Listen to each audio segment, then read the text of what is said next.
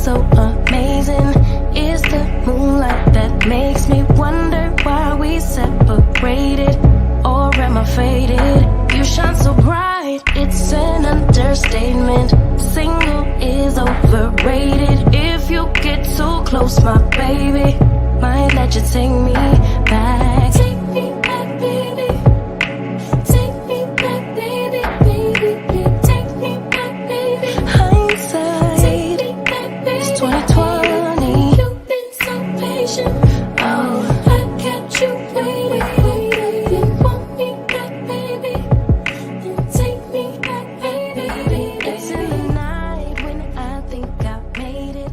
When all day dedicated.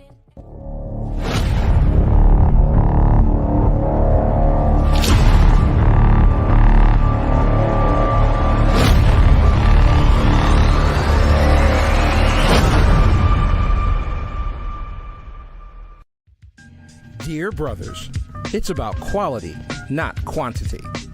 So guys, it should be your conversation, the way you flow, your presence is enough for a woman to want to be around you, not how much money you spend. Dear sisters, it's about knowing your value. My sisters out there, don't be afraid to scare a guy off just because you have standards. Dear brothers, dear sisters, it's time to come together. Hello, hello, hello. Welcome back to the most mature podcast anywhere in the world, DBDS Live. I'm your host tonight, Cowboy Carl, Certified Accountability and Marriage Coach, and I'm co-hosting with my sister, my friend, Miss Author, Cameryn. How you doing, sister? I am so excited for today's show. I'm excited because of the response that we got from last Sunday's show, and basically moving into this show, it's like, okay, they hear us, they're ready for it. So I'm excited to bring everybody what they need to hear. You know, it's time we start talking about solutions and not problems. Right. I agree. The feedback was phenomenal from last week's show. And I mean, I was just like, my DM was blowing up. Even from a few people who were contemplating divorce, like, you know what, listening to that, let me, don't sound like it's that great out there. Exactly. Maybe I need to give this another shot. And that was nice to hear, so working with them now. But yeah, I said, listen, we're going to drown out the noise. These other people that are lining their pockets, go line your pockets. We're going to fix hearts, not and that'll fix people's mind. There you go. Oh, I like that. Look at that. We got together. So yes. And now you got a book. I definitely want to hit that before we run too far into this. But go ahead and tell everybody about your book and then how they can get it. I'm so excited. Yes, thank you so much. Yeah, so actually it's a series and it's called Not Broken. And it's KNOT, broken, while the knot of marriage might have been broken. And I want ladies to know that they are not broken. Like, divorce does not define you. There is a way out. Well, really, there's a way through your grief, your disappointment, your anger, your sadness. There is a way through. And if you click or not click the link, there's no clicking a link here. You got to, hopefully you can do a screenshot of the URL down at the bottom, and that's how you access the ebook, and it is free to download, because at the end of the day, I want to remove every single barrier there is for someone to say, oh, I can't afford that, so I'm not going to check that book right now. No, you have no excuse. It is literally #free 99. Download the ebook. It's just a way to get you started on moving the needle in the direction that you want to go, not the direction you're currently in. Let's go somewhere else. Yes. And this will help you. So, yeah. Get the ebook, ladies. Tell a friend and have them tell a friend and have them tell a friend and get it. You know, you said something powerful. You said going through, you know, you can go through it. Just don't get under it. You know, Right. everybody says better get under somebody else is the way to get over it. No, go through it. And I think that's one of the things today. A lot of people don't go through the pain. They don't go through the stages of grief, which are multiple. You laid those out. When a relationship ends or when a marriage ends, and then they're willing to jump out there so fast, and all they end up doing is bleeding on somebody else. Right. And then destroying somebody who may be healthy and whole. So I love it. I love it. I love it. I love it. So look, people, get the ebook. I'm also going to say too that, hey, and if you want some more information about Dear Brothers, Dear Sisters, definitely go to www.dearbrothersdearsisters.com. We've got free videos on there, other content. You can get coaching, all the different things that you need. That is a great site to go to. If you are watching us from YouTube, please click the subscribe button so you can be notified. You can go back and watch some of the past shows, including last week's part 1. Join our Facebook group, Dear Brothers, Dear Sisters. I'm telling you, it is a life changer. DBDS, just go to that. It's a life changer on there. And on that note, also, we will be back on May the 19th. We got Mother's Day coming up. We've got some other birthdays, some other things we're going through. Who knows? When we come back on the 19th, there may be a few engagements. So we're just, I'm not saying anything. I'm just saying it may be. I mean, it's happening.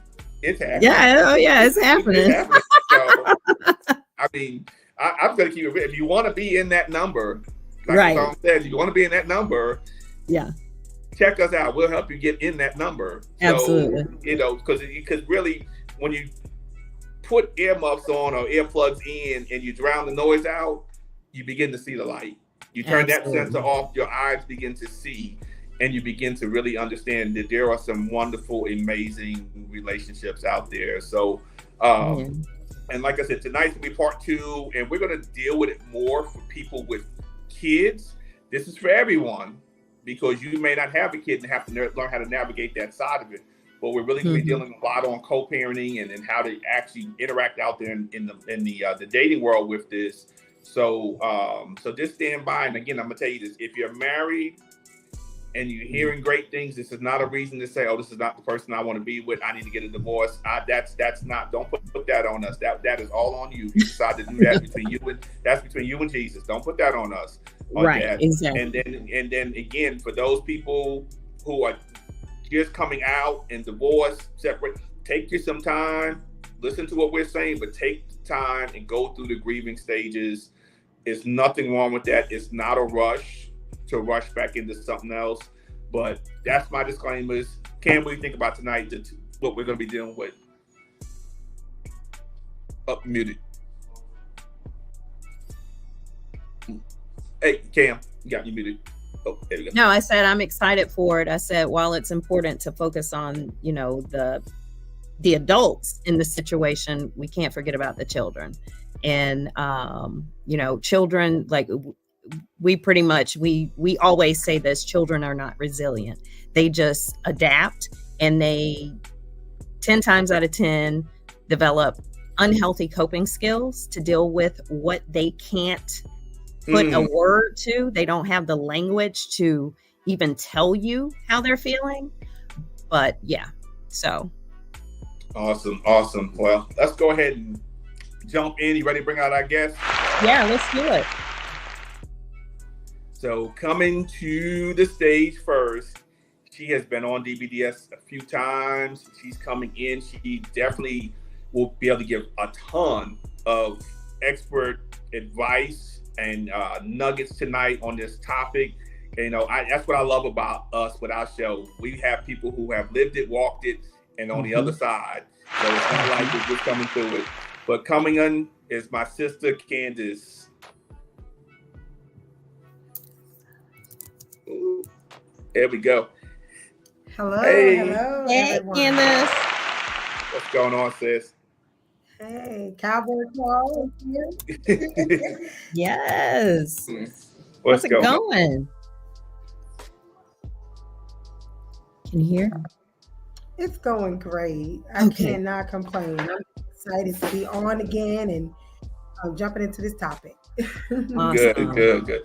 Well, we got some new viewers, so just tell everybody real quick about yourself and what you do and why you're on the show tonight. Absolutely. So I am Candace Herndon, as you can see. Professionally, I am a travel agent. I'm also a real estate business owner. I'm a wife, a mother, a grandmother, and I'm a second-time married woman. So I know a lot about this topic, and I have a lot of information to share. And I'm just happy to share with you all. Awesome. Appreciate you having you back, and like we said, you're part of the family. So we're gonna find some more shows and drag you back on in here now. So coming in next is my Absolutely, brother. I'll be here. Awesome. Coming in next is my brother. Known this guy for me and Floyd got to talk about that. It's got to be 10 years almost. But he's phenomenal. He's married to a wonderful woman. What we men need is patience. That's her name, Patience. So he got the right thing. So, but coming in is my brother Floyd. Hello. What's up, bro? Oh man, it's a blessing to be here with my DBDS family. Love you guys so much. Yeah, man, definitely, man. After last week's show, like Cameryn said, the feedback was phenomenal. Mm-hmm. Like Carl says, just drown out the noise. We want to see people married together, families back together, children, moving on, and they themselves are developing healthy relationships and healthy marriages as well. Absolutely. So I'm just here to, just be a part of this movement. That's what I'm gonna call it. It's a movement. Yes. And I'm just glad to be here. I have an incredible wife, incredible son, and I just want to learn how to become a better husband, a better father, a better leader for my family. Awesome. So I'm blessed to be here. Appreciate having you back on this. Yes. So we're gonna jump into our first subtopic, and actually what I want to do is I want to break it into two parts. So I'm going to ask you guys one question with this, and then we're going to come back around on the second question, because I think it's a bigger dynamic in talking about the co-parenting part. So we're going to go ahead and bring up our first slide there, and what we're going to deal with tonight.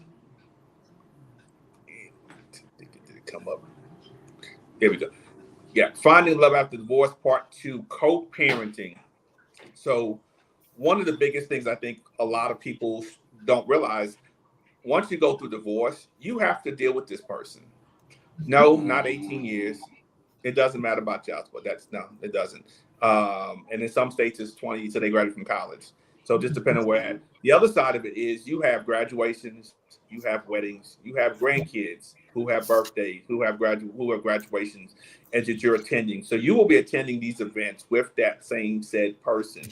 So there needs to become an art to co-parenting with your children's other parents.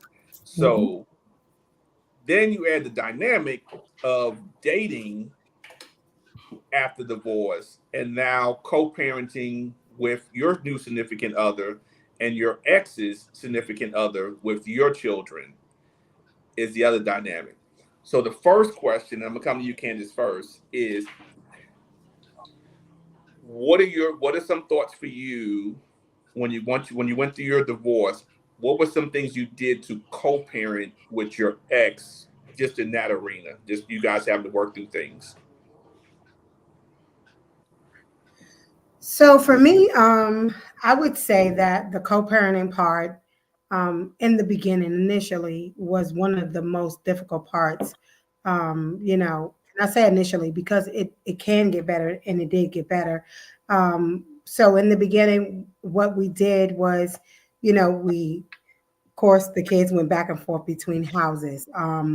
We limited our communication because we wasn't in the healed place um, to do it better. And so for me, I sought counseling for myself because one thing I realized was that I cannot bleed these feelings that I'm having onto my children and expect to have healthy children, because Mm, understanding that children, they don't see their pain from the divorce is different than my pain and his pain, right? They love both of their parents and that's all they know. And they know all the other thing that they know is that their family is now broken up. So as I begin to heal and to grow, one thing I did was I made sure not to speak ill of my ex in front of my children or to my children, or not have conversations that they should not be involved in. I had to make sure that what they saw was a healthy co-parenting situation, no matter how I felt, and no matter how he felt in the matter. It was a difficult journey, but we got through it. And at this, we're not wouldn't say that we're not the best of friends, but I understood that there needed to be a friendship because this is going to be a lifelong relationship. Like you said, Carl, it doesn't just stop at 18 or when they graduate college. Our kids are our kids forever.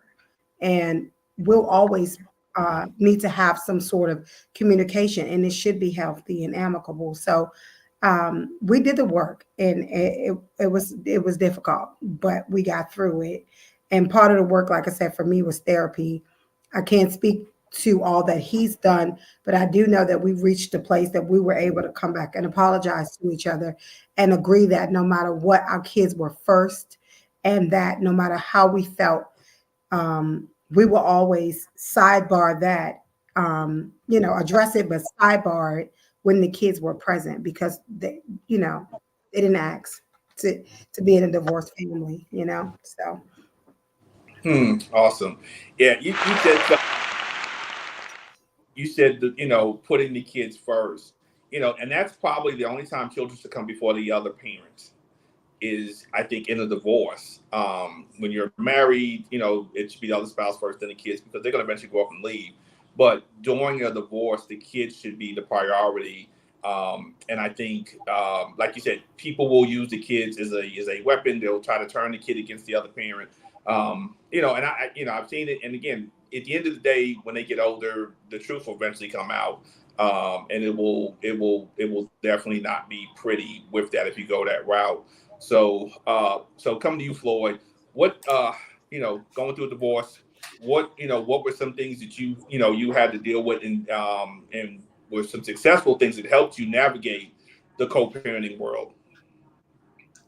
Well, for me, when I met my wife, she already had at the time, he was 9 years old. I had done the work personally for myself by going through therapy. I took time to heal because I knew that I was meant to be a husband, and I knew eventually I was going to be back into another relationship. But I didn't want to take the residue of my last marriage into my new marriage, because I knew that I wouldn't be as effective in my new marriage. What I met, patience, actually, patience, not knowing that we was going to meet, actually prepared her son for me in advance. And what I mean by that is she never one time told him, well, you're the man of the house now. You know that, don't you? So it was almost like she allowed him to stay a child and to be a child. So when I came in, because I had done the healing and I had done the work, she was, and then she was ready as well. So when I came in, it was easier for me, to co-parent with her. I think one of the things that makes it easy for me to co-parent with my wife is that if me and her, first of all, she knew that she knew that I would be safe for her son. She knew that I would be a good influence for her son. Um, And we dated for a while to feel each other out, because the most important investment that she had at that time was her son. So she knew she couldn't just let anybody come in. So as I proved myself more and more, because again, I wasn't only coming into her life, I was coming into the life of her son. And he was the most important thing to her.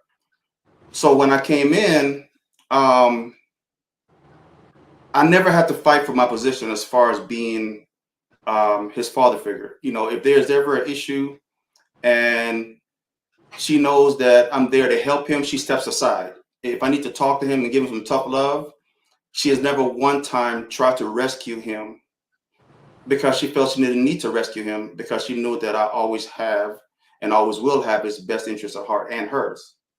So co-parenting for me hasn't been hard. His father is there, and I try to co-parent him as best as I can. But at the end of the day, whether he shows up to be there for his son or not, I'm gonna do what I'm supposed to do. You know, so yeah, it's you know, I think it's not hard once you understand that each person play a role in that child's life. Right, right. Appreciate that. So, Cam, coming to you, what? So you in your children's father. How? What was the I guess the biggest struggle, and then what was some uh I want to say what were some things that really worked to help you guys bridge the gap to be able to co-parent?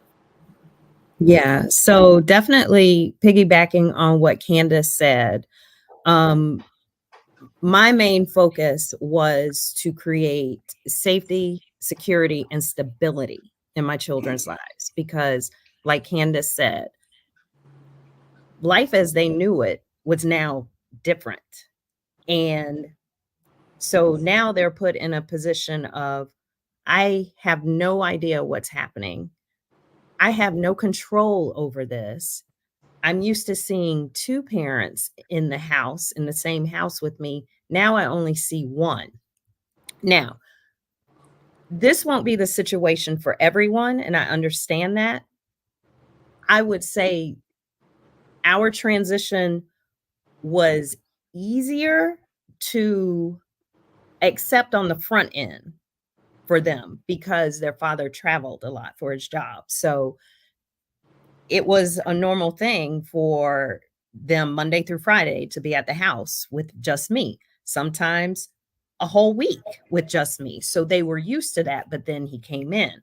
So when we relocated, he continued that same thing, only he was traveling on the weekends and then going back out. So they understood that piece of it. Um,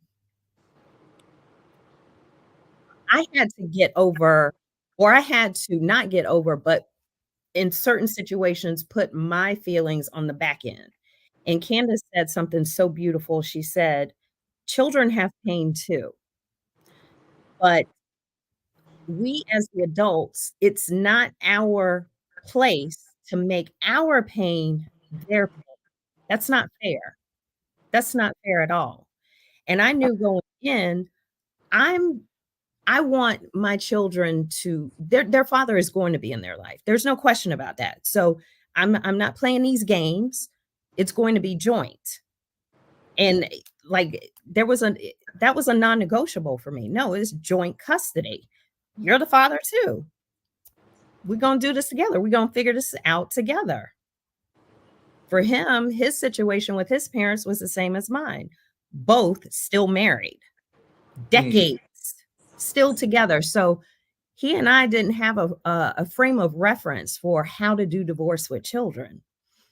But again, it goes back to what do I want?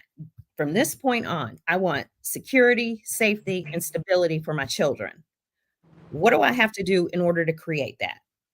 I have to put us in a position where, in the event that I need support, I'm not inconveniencing my village. So, with that, I moved close to my parents because I didn't want it. I didn't want them helping me to be an inconvenience for them. So I have this saying, if it's convenient for the adults, it's not good for the kids. So there are many decisions that we as parents have to make that are extremely inconvenience for us, and an inconvenience in the midst of us feeling our pain and knowing, like you said, Carl, this isn't a until you're 18 years old thing. This is a forever thing, right? But it's a forever thing on another level. And in my situation, my children's father, he's remarried. I appreciate his wife. I love his wife. We communicate. Again, these situations and these narratives that are out here in the world trying to pit us against each other, I said, no, mm-mm. You know what? He's happy, happy father, happy mother, regardless of what is not happening in my life personally. I don't care right now. Let's just all work together for the good of these children, because she came to the relationship, to their marriage with children. So, and guess what? At birthday parties, everybody is there. At family dinners, everybody is there. An upcoming graduation on May 21st, everyone will be there, right? So, I mean, I see women, they complain and, oh, I don't want him to see the kids, blase. Look, I'm telling you, that's going to come back and bite you down the road. And I promise you, it's going to come to you in a way you never thought it was going to come. It won't come from the ex-spouse. I promise you that. Yeah, that's deep. Yeah, it's tough, and I think that was the one thing for me going through my divorce. I was like, okay, I'm trying to navigate this. Even when their mom would come up short on something, I didn't say anything about it. I just stepped in and did what I had to do. But it does get difficult sometimes. But I said from the giddy up, when we were going through, when she decided, I was like, okay, don't you remember, we're gonna have graduations. High school was coming for the youngest one, college for the oldest. We're eventually marriages. Everything I got laid out before, grandkids and stuff. And I said, so it's fine if you don't want to be married anymore, in whatever your mindset is, but we got to figure out a way how we can work together and come to common ground, because our sons are always going to be our sons, and fast forward, it's taken, almost 7 years to get to that place. But, we're at a place where, one of them's sick. And I mean, they're like I said, they're older, but if somebody's sick or, really bad, or if, they've had a car accident, I mean, we can pick the phone and call the other person, whoever knows first, can call the other parent. And it's not, no, why you call me? And I think a lot of the noise out there is, you see a lot of people like, well, I'm never speaking to my baby daddy, or I'm never speaking to my baby mama. I'm not going to do, and all that's doing is hurting the children. It's not helping the children, and it's not helping your situation. So, so Cam, like you said, your ex is married. She came to the marriage with kids. How do you all co-parent all the kids when and again, your relationship that you're in? How does all of that work? The co-parenting of multiple kids now from multiple families, because that's dynamically 1, 2, 3, 4, 4 different family. That right? I do that right? It's 3. 3. Okay. Yeah. Yeah. So three families of kids, and 2 relationships. How do y'all co-parent through that? So, I'll go back to in the beginning. So, very early on, like extremely quickly, like within 3 days of deciding, okay, this is the state of the marriage, it's heading into divorce.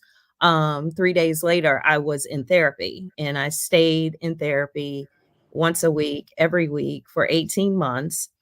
And then, went back for a 6-month stint. I called it a checkup.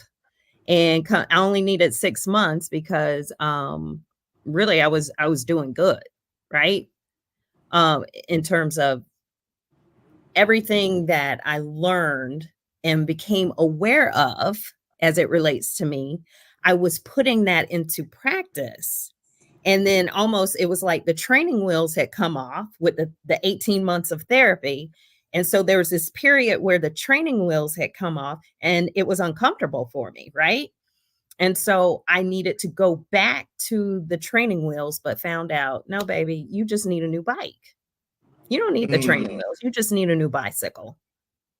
You're good. You can go to the next level now. But honestly, Carl, it's just really just like what Candace said, what Floyd said. I promise y'all, if y'all come, just stop where you are and make a decision. Choose, what do you want for your family from this point moving forward? Whatever it is, one thing, just choose one thing. For me, it was 3: safety, security, stability.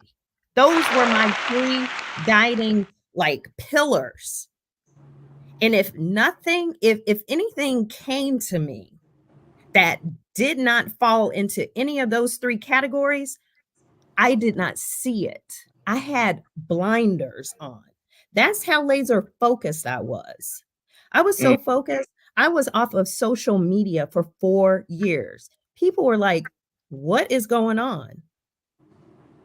I didn't care about anything else outside of the 4 walls where my children and I were living. Seriously. And Candace said something about the conversations. I was very aware about the conversations I was having around them. It wasn't to shield them, but in terms of, like you said, Carl, one day the truth will come to them, but they're Hmm. going to come to the truth on their own. I don't need to deliver that truth because my truth is going to be different from the one that they receive, right? Right. Yep. It's going to be different. So I'm not even worried about that. You know what? It doesn't even matter. I wasn't even concerned about getting an apology. I gave myself the apology. So you Mm. sit around and you wait. You're constantly waiting for something else outside of you. No, baby, you can give yourself that right now in this moment. Just make a declaration. This is what I want for my family. And I promise you, once you make that choice, everything will start to click. Everything will happen. Mm. Awesome. Awesome. Appreciate that. So, Candace, coming to you, how do you navigate the multi-parent aspect of co-parenting? Being married now, co-parenting between, with your new spouse, former spouse, and if I don't know if they moved on, if they have other kids, how do you maneuver around that? Well, I'm glad you asked me that. I have a short story. It's a transparent moment. Like in when I thought that I was out of the clear, like Cameron said, you thought you had matured, and then you have to go back. So after I got married first before my ex got married, and he did eventually get married to someone that he had had a relationship with during our marriage. So that was a little bit of a sting for me in terms of allowing my kids to be involved in that situation. And this is why it's very important for you to marry the right person the next time around, because it was my husband who actually checked me. He gave me a reality check. He said, and mind you, he doesn't have children of his own. But he said, listen, I understand why you feel the way that you do, but you cannot fairly feel that way because I'm in the picture and you're having to share, or he's having to share his children with me, regardless if I was in the picture before, your divorce or not.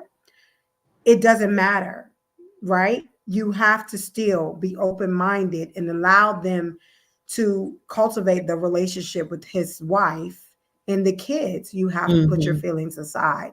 And mhm. although I had been through therapy and I thought I had it all figured out, when that situation arose, I was like, oh, wait a minute, So it was my husband who brought me back, right? He brought me back to reality. Like, listen, they Nice. live with us and he's having to share his kids. You Right. cannot be like that. Mm. Those are still his kids, and no matter who he chooses to love, you have to learn to be okay with that. Mhm. So Mhm. I got through it, and I'm so happy that my husband checked me in that area, and now we're all amicable. Mhm. Um, I like Cameron said, I appreciate the value that she brings to my kid's life. Right. She and I got over our differences. It is Mm. what it is. It's Mhm. not, it's not anything we can go back and change, but we can do better moving forward for the Mm. kids. She also has kids. I've not had as much time with her kids because they do live with the other parent. However, when they all get together, they're all one happy family. And we've had the graduations and everything, Mm. and it's been amazing. Everybody came together for our kids. And the most important thing was just showing them that we can be a united front for you all, Mhm. right? And that's the biggest thing. So, and we talk it out. That's just what it is. Everything's not going to be perfect. Situations will arrive. And that's what you do. You be adults and you talk it out amongst each other and you figure it out. And the major goal in all this is how do we all come to agreement where we all win? Right. That's it. Yeah. That's the goal. And that's what I keep before me when it comes to co-parenting is that Mhm. the end result is we all win. Compromise doesn't mean that you can't win. It just means it might not look how you want it to look, but you Mm. win. Mm. You would needs to take the win. And more importantly, that those kids win and they see that we all win together. We're one village and we all Absolutely. have their back. So Yeah. uh, yeah, that's the approach I take with that. Yeah. Yeah. And see, That's huge. that's so good. And see, the thing I look at from that is from both you and Cam's situation. I'm gonna come to you real quick in a second, Floyd. Um, you're almost keeping the two parent household situation rule going, which we know allows our children to be more successful. So now you have two families loving on them. You have two Mm. different sets of parents loving on them. And I know it's difficult. It is difficult, and I know the first thing my mind was like, whoever she dates, that dude better have it right because I don't want to come knock his head off if he disrespect my kids, put his hand on my kids. And I had to step back and I had to think, you know what? I'm gonna have enough faith that she would date someone that I ain't got to put my hands on. And that's never been a norm. Like I said, I've been to that my boys. They're with me almost all the time. And then they'll discuss everything. So I was like, please, Lord, just don't allow them to call and tell me and say, Dad, this and this. So but I had to step back and say, I'm going to trust that that's not going to ever be an issue. I'm going to pray that it's never been, and it hasn't been. Um, so even now, with me dating, it's like, okay, having a conversation, she's cool with it, she understands, this person's going to be in my life for the rest of my life. So Mhm. and even though my boys, like I said, are older, they'll cross paths at some point in time as my sons get married, as the boys get, have kids, they're going to cross paths. And but she knows I'm going to be with somebody who's respectful, somebody who's loving and caring of our sons the same way she is, if that makes sense. So, so again, it's Kansas said something right. You gotta, when you marry that second time, you really need to be conscious and careful who you marry the second one, Mhm. because they can be a detriment to what you've built with your Mm. ex-spouse. Mhm. They can get in the way and be like, oh, I don't want you over her house. No, why you got to go over there to talk to your kids? Why can't they just come here and you discipline them? Why can't you go, why do you have to go over to him? All these different things that can cause a problem that doesn't need to happen while you're all trying to Absolutely. so that was good. So but Floyd, real quick, and then we're gonna go to the comments. Which you can, but Floyd, real quick, navigating, like you said, his dad is there? How do you navigate that situation when his dad? Oh, say it again. Yeah, how do you navigate through, with your son, with his dad, when his dad's around and stuff like that, or if you need to address certain things, how do you navigate that? Well, I'll give you an example. A couple of years ago, it was his birthday, and both of his grandparents came down to visit, and then his dad don't live in the same state we do. Both of his grandparents came from Africa, but realizing that his father is an important part of his life and also his grandparents, we allowed all of them to stay here with us at our house. You know, and for some people, like, wow, you let your wife's baby daddy stay at your house. I had no reason to not, to not have him stay, because I think with him, the main thing, we spoke one-on-one, and I said, look, I'm not here to take your place, but I'm here to come alongside you so that we can both grow. We can both help him to become the best man, father, leader that he could be. And anytime I spoke to him, it was never in a disrespectful way. I still have to understand, hey, even though he's no longer in his life, but he's still a man. So regardless of what I felt like he was doing or not doing, I still have to respect him. There were one time when we spoke, to ourselves about some things that I felt could have done better, but I've always left that door open for him to reach out to me, because, hey, if I was in your shoes, I would want to check in and, hey, how's my son doing? Is there anything that you need from me to, to help him? So, I understood that being in my son's life, or, it's very important for me. The thing about it is, I had been married before, and I've raised children that weren't necessarily biologically mine. So I already had the mindset when I met my wife, because I understood that by me doing the work to heal, I understood the importance of being in this young man's life. He's an incredible kid. But the thing though is, before I met my wife, she had, like I said, already done the work. And the funny thing about it, she wrote down exactly the type of man that she wanted, not only for herself, but she also wrote that what type of man she needed me to be for her son. So she already considered the prayer, not only for herself, but also for the type of man that would come into the life of her son. Another thing that my wife did was, she totally, and I know she'll get a chance to probably tell a story, but she totally said, look, I will no longer accept anything that's below my standard.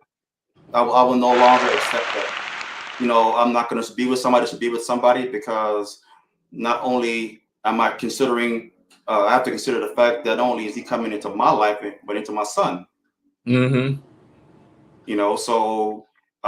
it's funny, because there's a few people that she dated, and they didn't want to spend no time with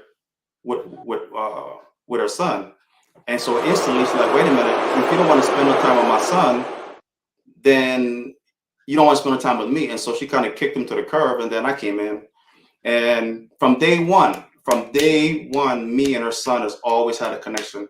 Even before we was together, he would I would come visit him, and he would come downstairs and run downstairs and meet me.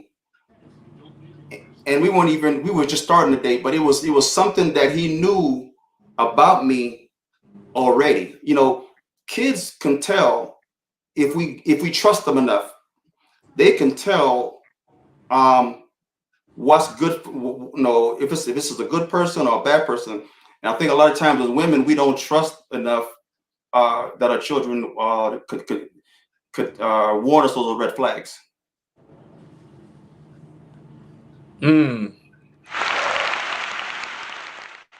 Man, that's good. That's good. Like I said, I think the key thing out of everybody said is just maturity. It's being mature. It's and this is why I think many therapists even recommend it, even if the marriage is over, to go through therapy. Both parties. It makes a big difference because it allows you to focus on what you got to go through and how you can hear your children through that situation because nobody's listening to and Cameryn said it best. They don't know how to say it. They don't know how to speak their pain, their hurt, and what they're dealing with. And so but when you're in therapy, you can begin to hear different. And I think that's a big thing. And it allows you to be mature and get past that because the sooner you can get past some of the hurt, the disappointment, the anger, the pain, the embarrassment, whatever it is, the sooner you get past that, the sooner you can begin focusing on what the new family dynamic looks like. And when you're able to do that, you can begin to co-parent correctly. So with that, we're going to go ahead and take a few comments and then take our first commercial break so we can move on to our next topic. So we go ahead and bring up the first comments. Cameryn. Great topic, DBDS. We all know how tough it is to shift from being a couple to becoming quote unquote business partners in raising our kids. But hey, it's all about cooperation and communication for the sake of our little ones. Let's ace this co-parenting journey together. Absolutely. Next. Our children, regardless of their age or parents' relationship status, want just 5 things: love, acknowledgement, inclusion, joy, and opportunities. Should it really be that hard to get out of our feelings to let them feel like their life matters too? After a divorce or separation, nothing tells them they are still important like truly great co-parenting can. Absolutely. Yes. Next one. This is a great discussion, but what if only one side wants to be civil and communicate and go on family wizard and the other side refuses? Therapists say we are causing conflict. I'm the one that is trying, but am met with disdain, but I am being blamed for causing conflict because there is no communication. I know it's great when you get along, but what do you do when you try, but all they want to do is point the finger and blame? Yeah. Thank you. We'll parking lot that to discuss later because it's clear what's happening right there. We'll do one more and then take a commercial. Okay. Hello, everyone. Hey, Arnetta. Hey, Arnetta. Arnetta was from Finding Love After Divorce, Part 1. She is a divorcee, now married, happily married at that. And she has an amazing book. So y'all check her out. She's in the group. So with that, we're going to take a quick commercial break. And when we come back, Cam, I'll let you touch base on that last, that one topic, one comment that we had. And then we'll move on to the subtopic. It's DBDS. Stay tuned.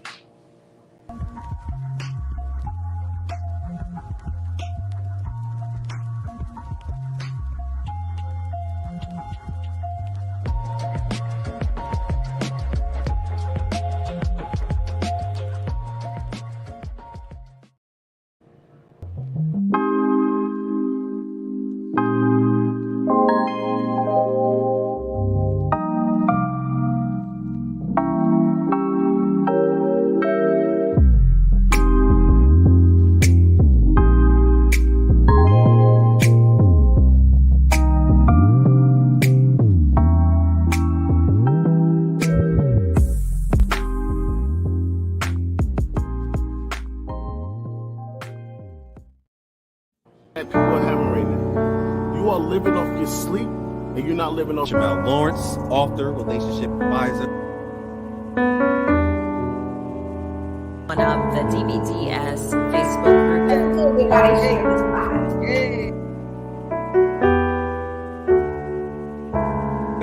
Of family, the gift of love, the gift of family. I don't think that's the key.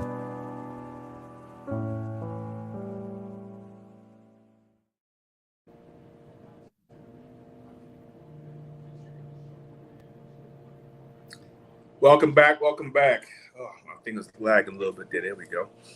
On there. So I'm here with my co-host, Cameryn, and our two special guests, Floyd and Candace. We are discussing finding love after divorce, part 2, dealing with the kitty part. So we had a comment come up on how to deal with things, and we can bring that comment right back up on if only one person wants to do it. Yeah. Yes. Yeah, if we can bring that up. And yeah, so Kim, you want to go ahead and address that real quick? Yeah. So Floyd said it best when he was talking about his situation where, his son lives with him and his wife. And however, there's the son's bio father, right, in the situation. And Floyd said, at one point I had to get to a point where I wrote it down. I can't worry about what he's doing, what he is and what he isn't doing. Now, granted, Floyd was referring to a bio parent, not a former spouse, but that same mindset can apply to the ex-spouse. Case in point, I got to the point where I had a mantra, whatever, however you want to say it. I don't care. I don't care what's happening on the other side of the street. I don't care what's happening on his grass. I don't care what kind of water and fertilizer he's using on his grass. I'm concerned about my grass where my children play. I'm concerned about that. That is where my main focus is. And whenever a friend or a family member tries to take me off of my lawn and go walk around his lawn trying to figure out what's happening on his, I would say, I don't care. And every time I said, I don't care, I don't care, I don't care, I don't care, I got back to my lawn. And that's where I stayed. And even if the temptation was to, nope, I'm staying right here. This is my lane. As long as I take care of this, everything will work itself out. And I promise y'all everything will. Everything. And it just continues to get better and better for the children. Because at the end of the day, y'all, if anything, this is like learning how to dribble balls with both hands, being ambidextrous, right? Because you got your stuff going on, but you still got to maintain responsibility with them, right? This is paramount. This is the main focus right here. Oh, I got some time for myself. There's a lot happening, right? But you got to give yourself grace, and you give yourself grace by saying, look, I can only handle but this right here. Because when you start looking over there, now you're making up assumptions. Now you're making up stories. Why? What's the point in doing that? The only story you know how to write is this one right here. Yep. So yeah, that's what I want to say. And this one is for the ladies. Your children are not pawns. Stop using your children against the men. That is such manipulative behavior. It really is. And it doesn't help the children. I promise you, the children know what's happening. They know what's going on. They'll say, they'll be cool with you for a minute, because at the end of the day, you're providing a roof over their head, cooking food, putting clothes on their back, taking them to and from activities, school, showing up, helping with homework. You're doing all the things, right? So they're not going to bite the hand that feeds them and say, you know what? I really don't like the way you're treating my dad. Why are you so angry all the time whenever he comes around? Now I have anxiety. Now I feel some kind of way whenever he comes around because of you. Not because of him. I want to love him. That's my daddy. But because of you making me look at him a certain way. Child be a child and love their parent. You handle your adult stuff because the adult stuff does not belong to the children at all. Absolutely. Nope. That is manipulation, straight up. Okay, I'm done. Sorry. I appreciate that. Sorry. No, thank you. So we have a pop-in. If we go ahead and bring our surprise, whoever our surprise pop-in guest is. Oh, Hey. What's up? Hey, everyone. What's going on, sis? How you doing? Great. This is such an awesome show. Oh, we appreciate you dropping in. What you got for us? Yes, I just want to piggyback on, oh my goodness, so many gems and just what Cameryn was saying. Never, ever use the kids against the other parent. In the end, what's going to happen is everything will come out. There's nothing that could be hidden. The key is, just like she said, just keep doing what you have to do as that parent. Love on that child. Always speak life into that child and into the situation. Never down the other spouse or ex-spouse. In the end, it's going to come out, but you just keep doing what you're doing. So I think that's just so important. And yeah. Appreciate that. We appreciate that. Yes. So thank you so much. We gotta get you back on. Yes. So she is fam. We appreciate that. Thanks, sis. You're welcome. Thank you. Yeah, we may touch base on a show about I like that. Stop pawning your children. Yeah. There we go, right there. That's the show title. Write down, man. We got to do that. Stop pawning your children. So with that, I'm gonna come to you real quick, Floyd, so we can jump into the last subtopic here.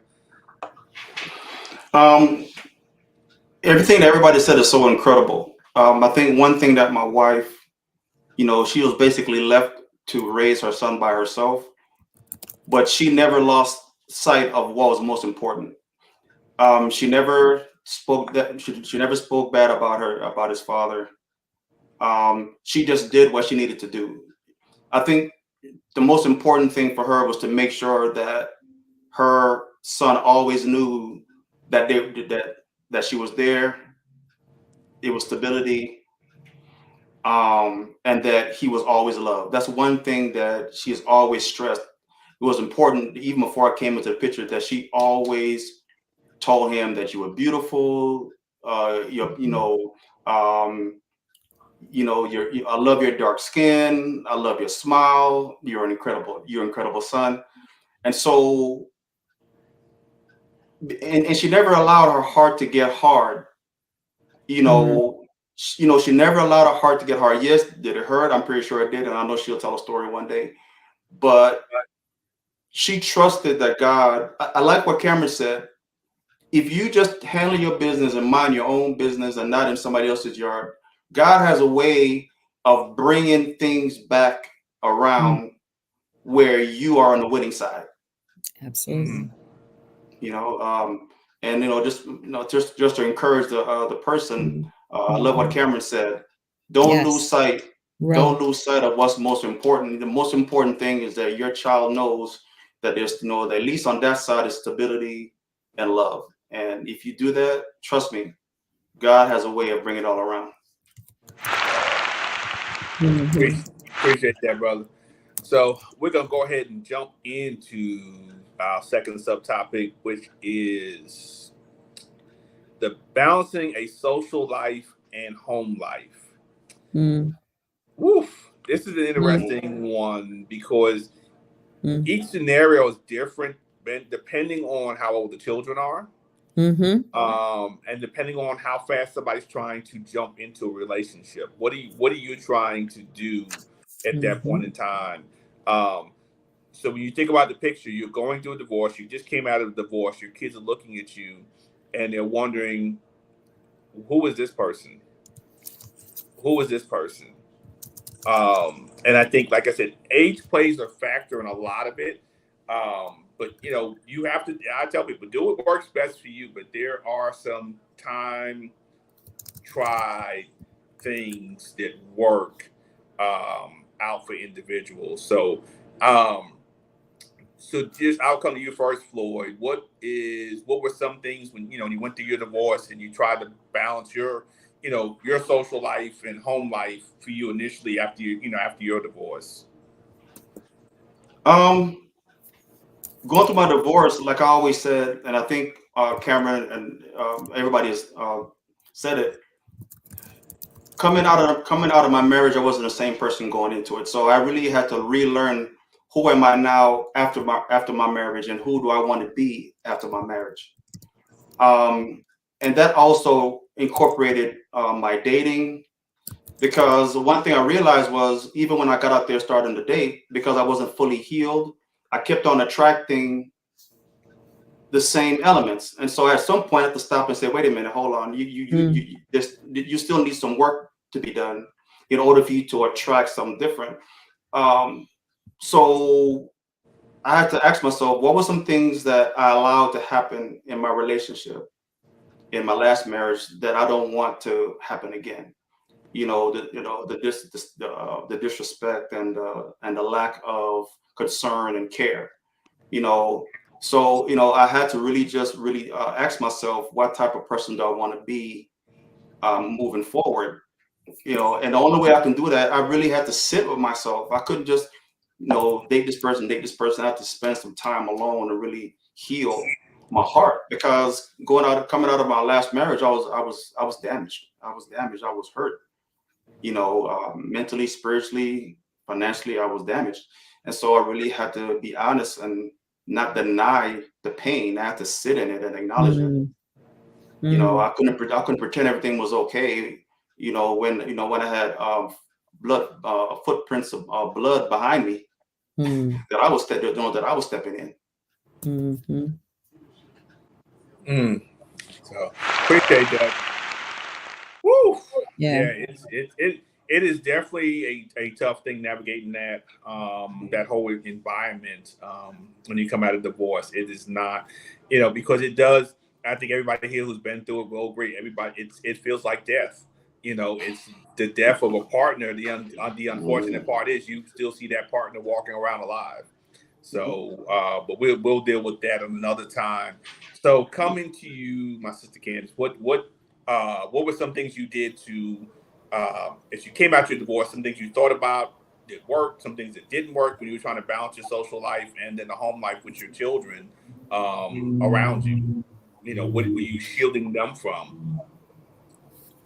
Well, initially, dating was like difficult for me because my kids had really only seen me with their dad. So let me say, my first relationship out of after my divorce, it took a long time for me to introduce my boyfriend at the time to my kids, because I was afraid of what that would look like for them. And when I did, didn't turn out that way. He didn't know how to navigate in that space. And so that caused my kids some inconvenience, and it caused friction all the way around. So after that, I was kind of scared to do it again, because I was like, my kids deserve not to feel any sort of way by anyone, coming into my life. So for a long time after that, when I was dating, my kids were like ghosts to people. I didn't introduce them. I talked about them briefly, and it wasn't until I met my husband, when I knew he was the one. I still slow walked that situation, because what I understood was that I may have been ready, or felt like that I was ready to start over, but I had to assess where my kids was in that dynamic. Were they ready to start over? Were they ready to meet someone new?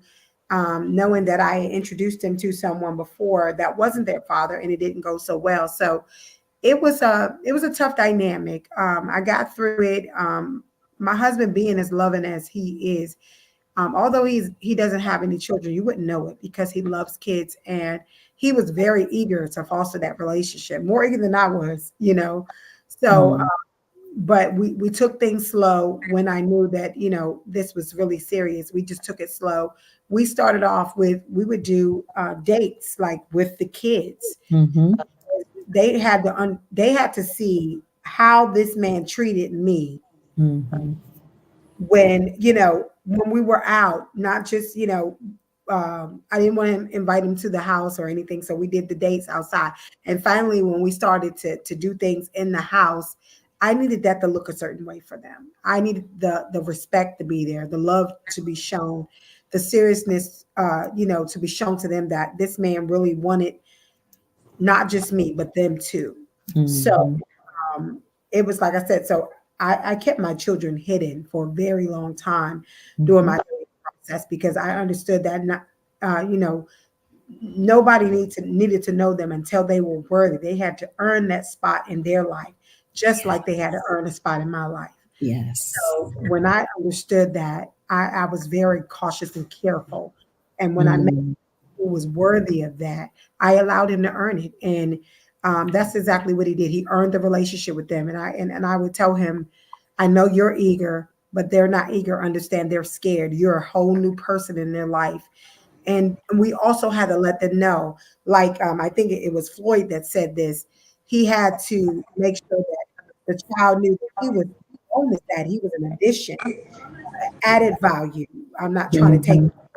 I'm adding something to you, and so that's what we were very purpose, purposeful about allowing them to know that this person is now adding value to your life. So not only do you have one great dad, you have two great dads, and so now your village is stronger. You know, so that's how we dealt. Yeah. Awesome. Woo. So, Cam, coming to you. Yes. And then, coming to what for you? Dating the streets, navigating the streets, as we say. How do you navigate social life? Yeah. So look, you know, and I was walking into a situation where you know, I relocated back home to Atlanta, right? Only this time I was coming back not married. So you know, and literally like for probably 30 seconds, right? 30 seconds, y'all. I promise you it wasn't even a whole minute. Somebody said, oh girl, you moving back to Atlanta? You know what the ratio is down there, blah, blah, blah.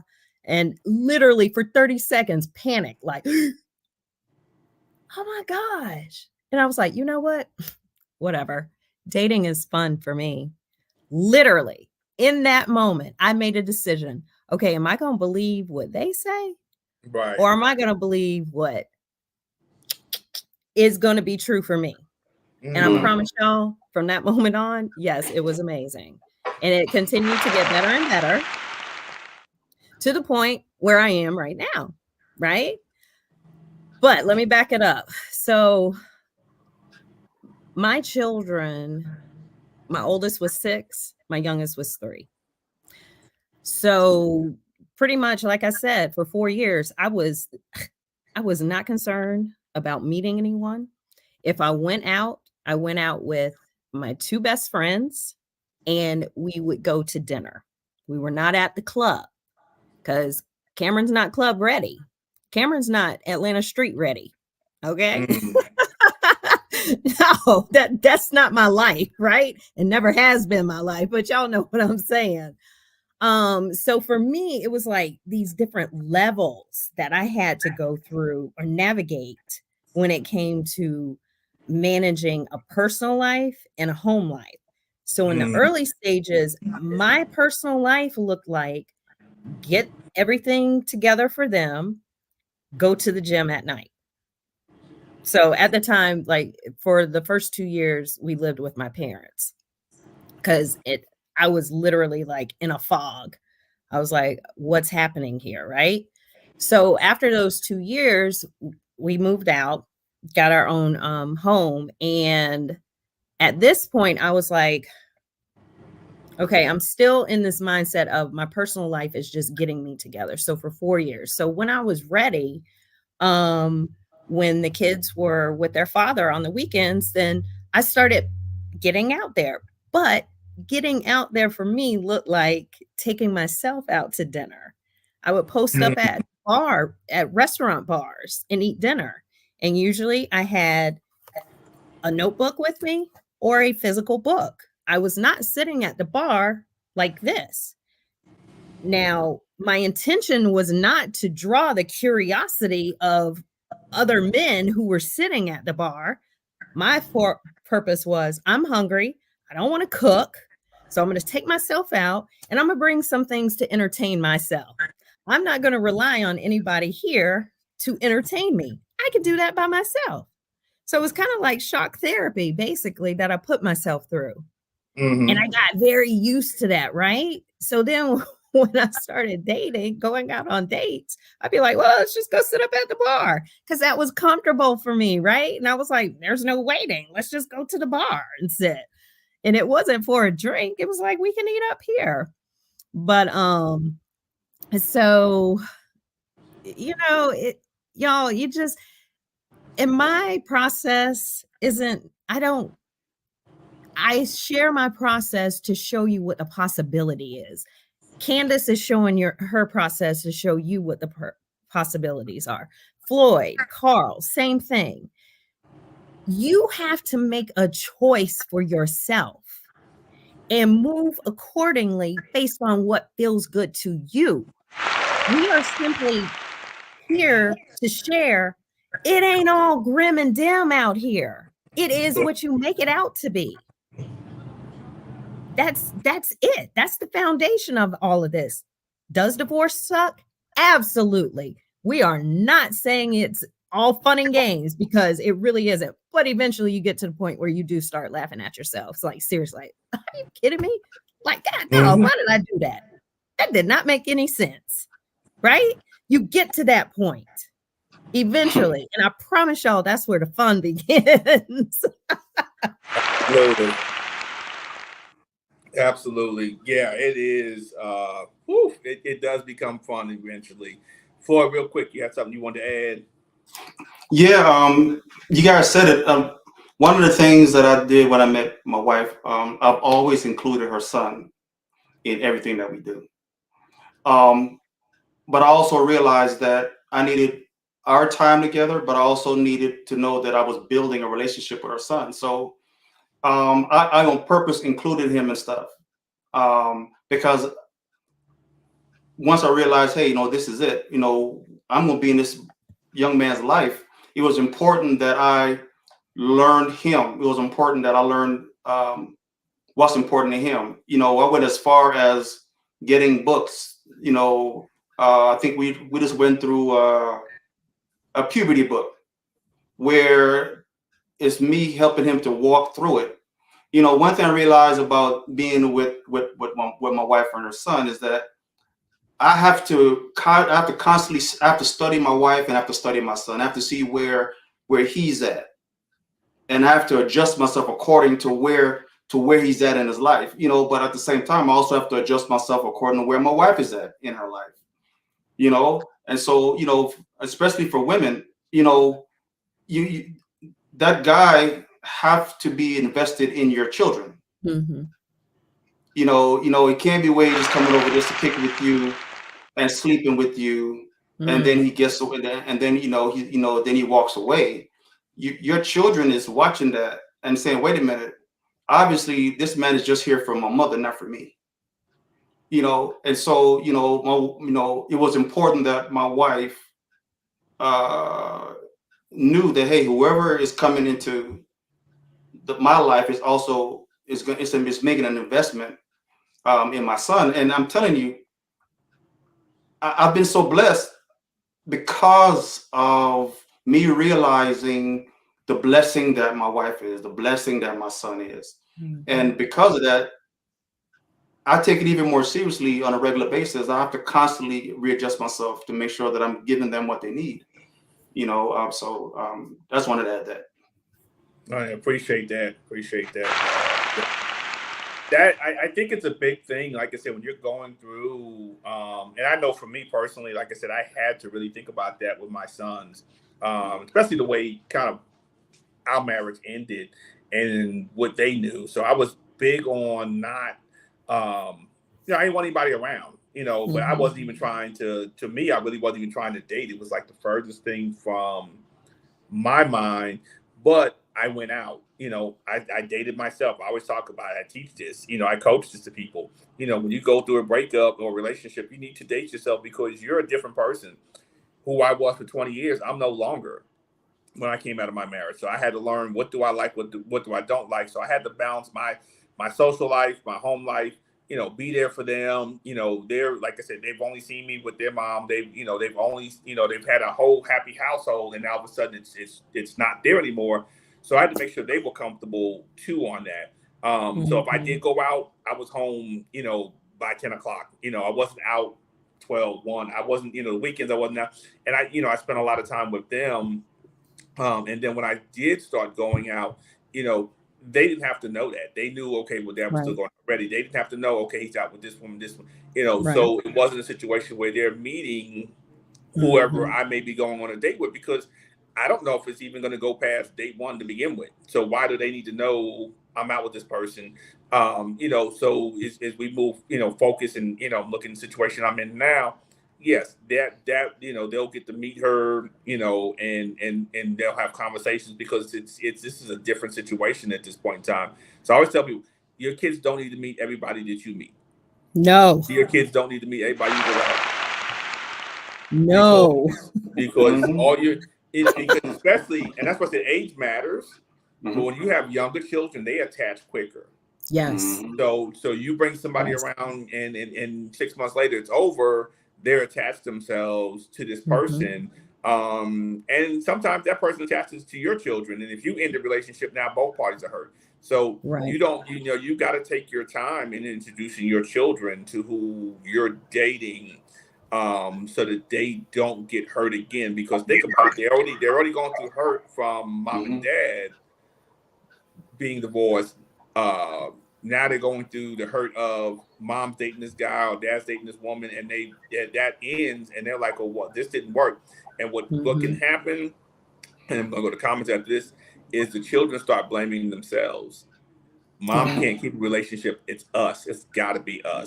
Dad can't keep a relationship. It's got to be us. They start blaming themselves with that. So we need to be real careful when you're navigating that. So and I want to add, because I did not fully answer the question, y'all. But so this has been like a 12-year process for me. My children have only been introduced to 3 men, and those 3 men I was in a committed relationship with. So and the third being my current, which is the last. So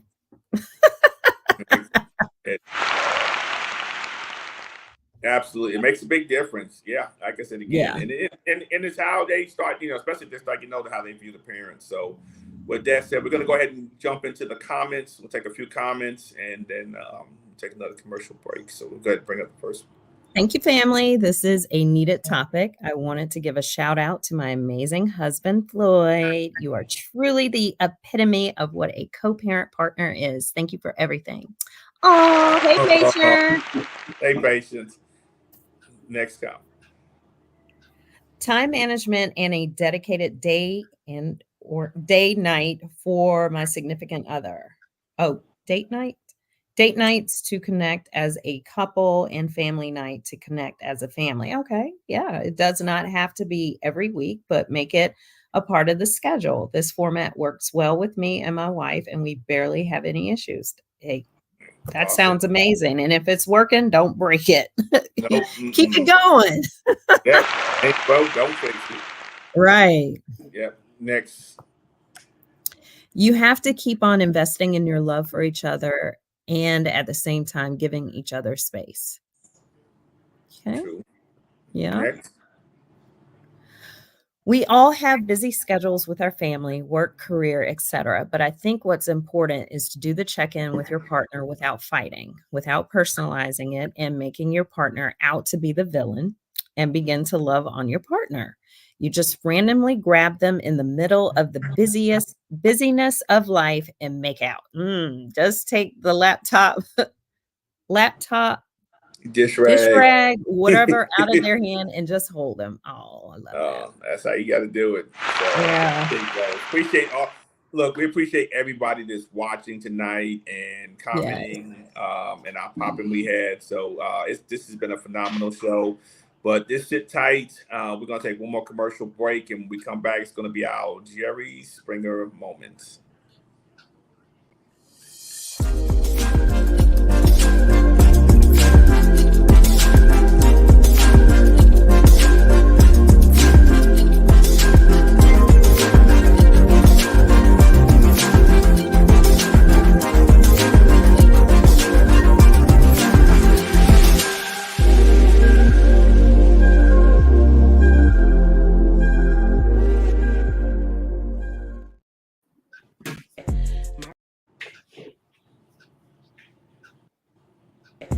My brother, Carl the coach, contributed a chapter to an anthology.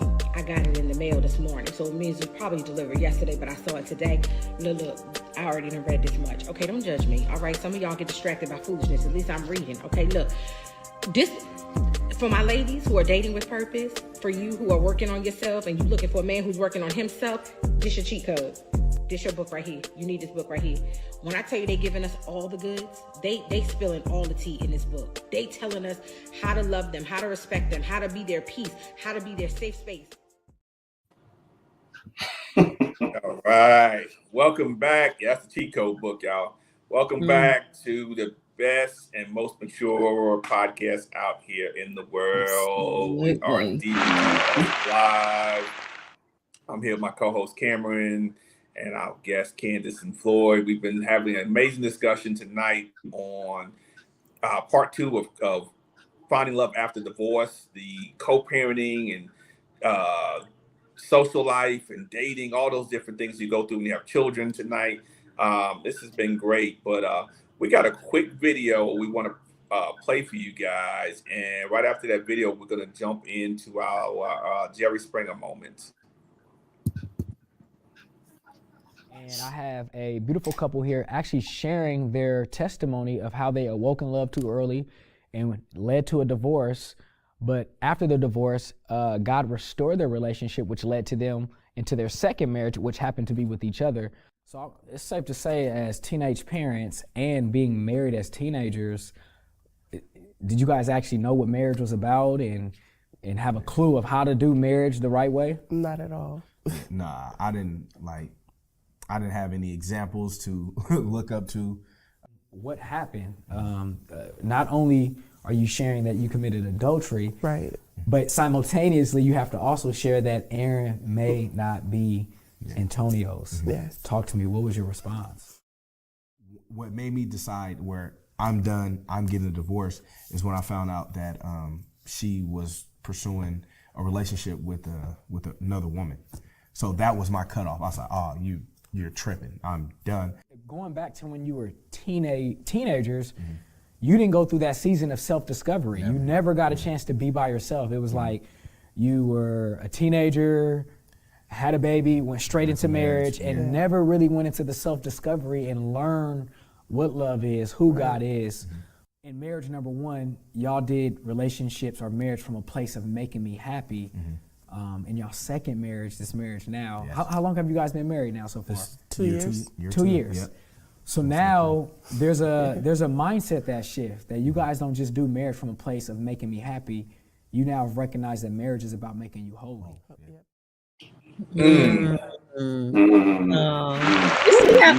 you see his smile when he answered how long they've been married? He was like, 2 years.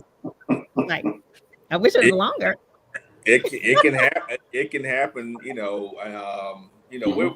gonna do a show.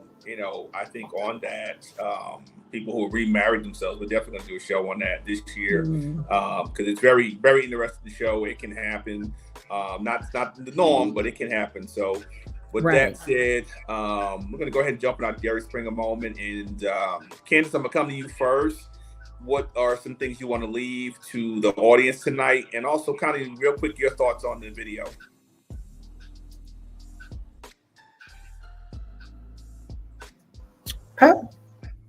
Can you hear me? Okay.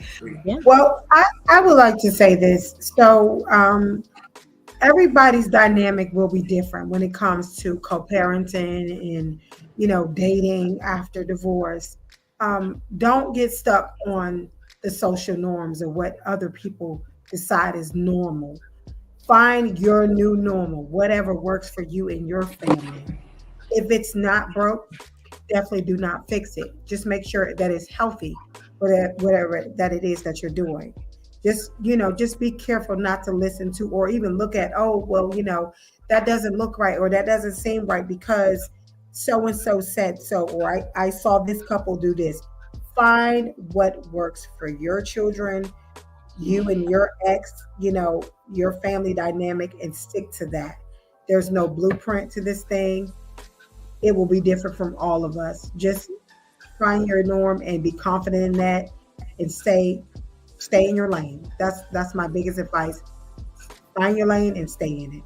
Mm-hmm. And be happy. I appreciate that. Floyd, coming to you, brother. What's your final take for tonight, and anything about the video you want to leave us with real quick? Once again, an incredible show. Just want to encourage you guys. I really love what DBDS is doing. We're resetting people's mindset when it comes to relationship and marriage. Again, we have to rewrite the narrative that's been told about us, and definitely this is what we're doing right here. Just want to encourage you guys, do the work. If you got to go through therapy to get healed in order to be healthy enough to be in another relationship, or even healthy enough to be in a relationship with someone that have children, you have to go into the relationship healed. On the video, I think that shows that if two people are willing to come to the table and lay everything on the table and be honest, that it's possible. It's possible to fix something that might be broken if both people are willing to fix it. So definitely, I'm grateful for this opportunity to share this platform with my hosts. Appreciate you, brother. Appreciate you and Candace. Cameryn, another fire show. Yes. Continuing to become the norm. Yes. That's yes. how we'll say. Become the norm. So any thing you want to leave the audience with and thoughts on the video? Yeah, well, first I want to thank Candace and Floyd for joining us tonight and adding to this much needed discussion. We definitely appreciate your input. We appreciate you being out here in the world, being living witness, testimonies to what is possible when people, like Candace said, figure out what your new normal is, because it's not what was anymore. So just be aware of that and accept it. First, you got to have awareness, then the acceptance of it, right? Then the third part is, where do I want to go from here? Where do I want my children and I to go from here? Right? So for me, I shared what my three pillars were, what my three focuses were: safety, security, stability. So everything that happened in our world, and I say our because my children and I, we're a team, right? Anything that did not match safety, security, or stability, it was gone. I don't care if it was a conversation or an actual physical activity that had to be done. If it didn't match those three, I don't have time for it, right? But like today's show was about co-parenting. Recognize that your children need access to that other parent. You can't do it all. You can't give them everything. So for Mother's Day, celebrate Mother's Day, ladies. Father's Day is not for you. You're not the mother and the father. You're not. You are the mother. So focus on that lane and do it perfectly, like only you can do, right? Stay laser focused on what's going to be best, what's going to produce the best outcome for those children. That's the only focus you should have. everything else will work itself out. I promise you it will. But you've got to have a focus. You've got to make a choice. Where do I want to go from here? It doesn't matter what I've experienced. That doesn't have any impact on where from this point on, moving forward. I promise you it doesn't. That's all I got. Definitely appreciate you, Cam, co-hosting tonight with me, and Floyd and Candace. I appreciate everything you guys, the nuggets you dropped tonight. Another fire show. Look, people, I just tell you, DBDS, we're doing it different. We're real people, real solutions from real problems. You know, not clickbait. You know, not what sounds good, not what feels good, but real life solutions, real life problems. You know, people who have walked through and did it here, that understand what compassion and empathy look like, not from a side of, well, get over it. So my final thoughts tonight is, you know, as everybody said, let's drown out the noise. You know, everything is not normal that you see on social media. A lot of people will say, oh, this is the norm, this is the norm. No, it's not the norm. The norm is what's usually going against the grain a lot of times. There are ways, yes, you can co-parent with your ex. Just because you're not together doesn't mean that you guys cannot be cordial and respectful to make it work for your children. Y'all's children. It took two of y'all to have children. It's going to take two of y'all to raise them. Even if they're not doing everything that you want them to do, you still need to work with them. They may not be paying the money. They may not be picking up the child as much. They may not be spending as much time. They may not be parenting the way you want them to be. You still have to co-parent with them. The other side of it is, you know, when you're out and you're coming out of a divorce, you know, I know people say, well, what about me? I don't want to be lonely. I don't want to be by myself. Consider your children and consider how your children view you, because what they will now see is they didn't get to see you date your spouse and their parent. They didn't get to see you date them. So they don't know about dating. They know about marriage now, and they're seeing a failed marriage. So they're going to watch how you date and what happens, and that will, in many cases, set them on a course to how they will date and what they will do. So if you decide to bring everybody around your children, and I'll just use it this way: if you got a daughter and you're bringing a different man around every month, your daughter's going to have a different man every month. As a man, if you got a different woman around, your son's going to have a different woman around. They're never going to know how to wholesomely date or build from that. And also, too, when you learn to co-parent and get through the apologies and the forgiveness, it teaches your children how to forgive. It teaches your children how to cope and go through life not holding grudges, instead of holding a grudge against another individual. And as far as the video was concerned, I tell you, blessings to them. It happens. There were times, I think so many people rush into something else, and then that marriage fails, and they're like, I don't know why this failed, but you know what? It's probably maybe God trying to get you to stop and think that your first marriage was where you should have stayed. But that will be a whole nother show at a whole nother time. So again, we appreciate you watching this on YouTube. Make sure you click subscribe on DBDS Live on YouTube. If you're, join the Facebook group, Dear Brothers, Dear Sisters. Man, there's so many wonderful conversations. Don't come in there, be shy. Come in and communicate. Come in and, ask a question. We're there for you. I'm telling you, it is the place to be. It's going to change lives. Plenty of engagements coming. Marriages coming. After Mother's Day, we have to pop up on the screen. That's all I'm going to say. Cowboy Carl, we out tonight. Good night, everybody.